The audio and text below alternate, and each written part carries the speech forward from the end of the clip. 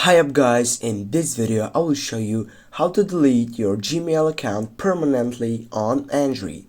First guys, before we start with this explanation, I need to mention that we are working out on Android, but don't worry about it, it is the same process on iPhone. Firstly, what you need to do is get up into your Gmail account, and what again you need just to simply go on your left upper side by clicking the three dots line and just scroll down and go for settings. Then you need just to go on your right upper side by clicking the three dots and go for help and feedback.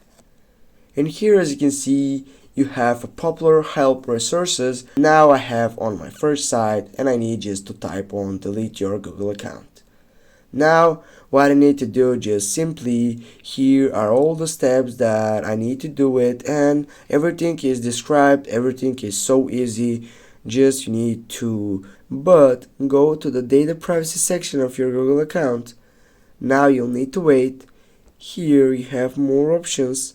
If you scroll down again, you can delete a Google service, and here, as you can see, on the more options section, you have delete your Google account. Just click on it and you need to wait.